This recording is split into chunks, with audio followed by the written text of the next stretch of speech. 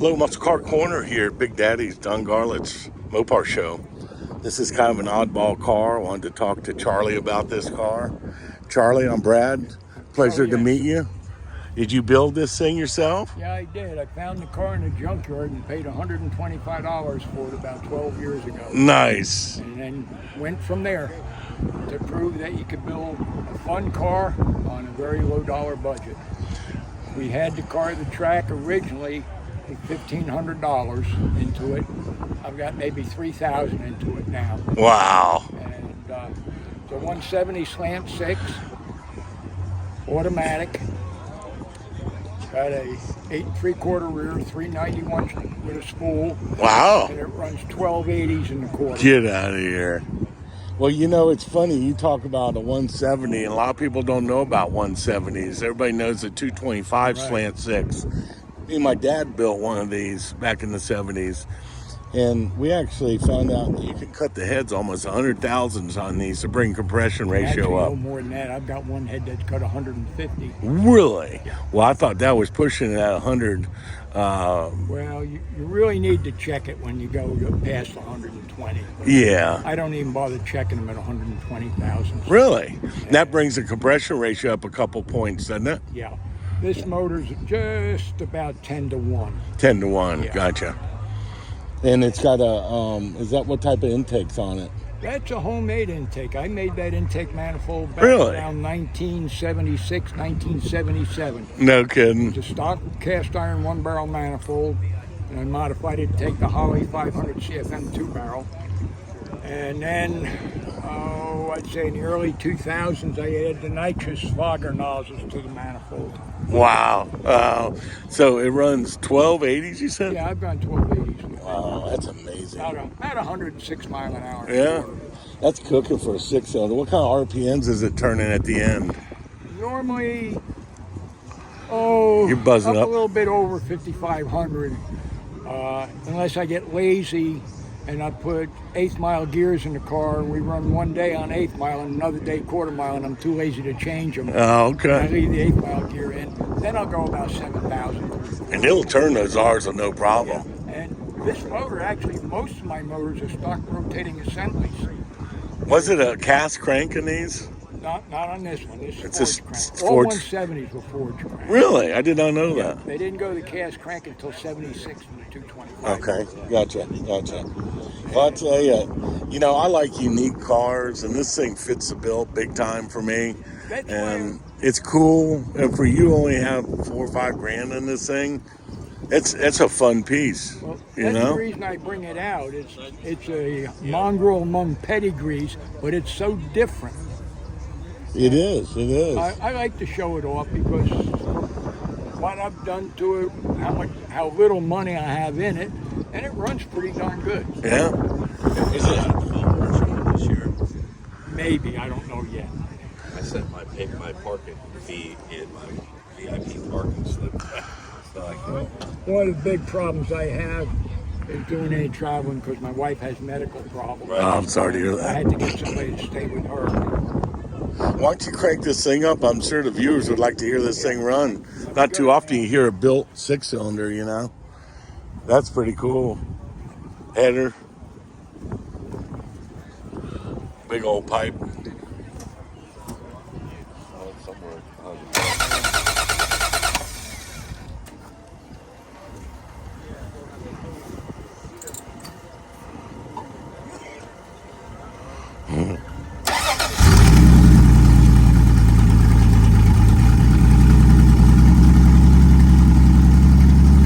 Sounds good.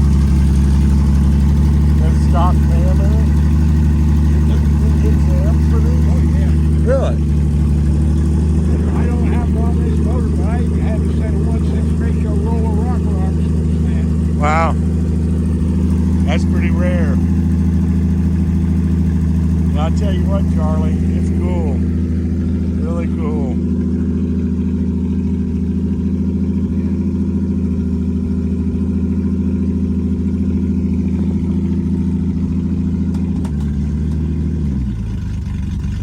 Oh, yeah. Old school cool. Well, I'm gonna have you on my YouTube channel, Charlie. All right. Check that out. Just put in, go to YouTube. I've seen some of your stuff on there. Probably have. I'm a Mopar based guy, you know. I hit a lot of the big meets. I just got back from, they did the Aero Wing reunion at Talladega with all the Superbirds and Daytonas, and I was there for 4 days filming, and then at U.S. Nationals for 7 days at the Soxa Martin Hemi Challenge, which was just amazing. My So, biggest problem is I've got too many. what all you got besides that?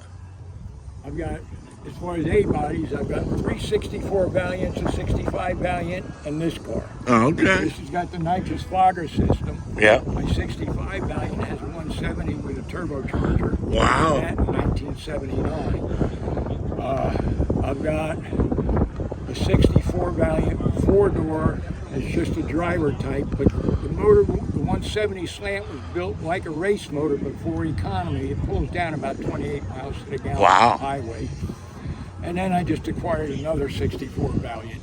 I haven't done anything with it yet. I didn't need another car, but it was too good a deal to pass up. Hey, you know, not a lot of people want the Valiants. You know, it's an oddball. It's not a dart.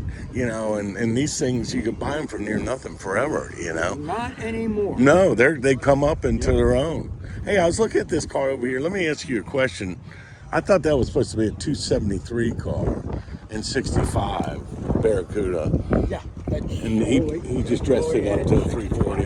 But a 340 is almost a bolt then. Yeah, but I mean, that car, it's a lookalike, but it should have been a 273 hypo in it, you know. My dad had one of those new. I remember I used to sit on the center console as a 4-speed, and I would sit on the console, back part of it, and shift second and shift fourth, because I'm 3 years old. I knew how to pull the gear this way. I used to have a 66 Barracuda. It was a really nice car. It was a good basis for restoration. Yeah. So I couldn't see chopping it up for a race car. So I did race it for about 10 years. And I sold it to a guy that wanted to restore it, but he didn't want any of the race car stuff. That car I got, it had a blown up 360 in it when I got it. Oh, gotcha. When I was racing it, it had a 170 in it with it, and I put the push button shifter in it on the console between the seats. And Between the that got seats. that got a lot of comments. I bet.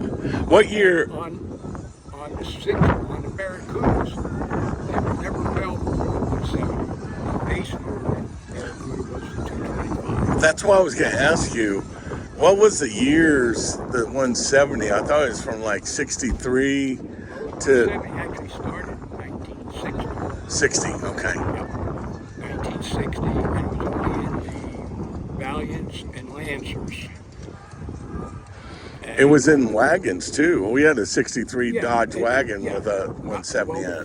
the full-size Dodge with the slant six was a 225. Well, maybe we put that much 170 in. I don't remember. Well, I was wondering the years of it, and when did they quit producing the 170? 170, 69, 68 or 69. It was That either was- 68 or 69. That was last year. Gotcha. Then the 198 replaced the 170. They ran the 198 for about 3 years, and then they just discontinued that. And 225 was in. Yeah. And what year did they quit the 225? Well, Late they 70s? made 225 was available in trucks up to 80, 87, I think it was. Oh, okay. But they Gotcha. still made it for industrial agricultural equipment, but not Nice. for road use. Nice, nice.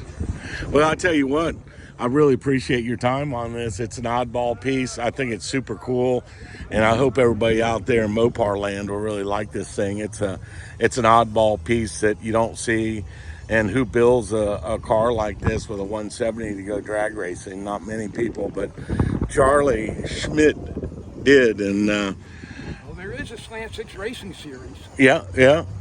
Oh, that's cool. I'm going to have to look that up. Well, I'll tell you what, buddy. I got to get around and look at all the cars today. I got a long day. You're going to be on YouTube. Take a look. I probably will upload this tomorrow. Take a look at it. Look at my YouTube. A lot of Mopar content. Thank you. Thank you, Charlie. Enjoy your day, sir. Okay. Thank you so much.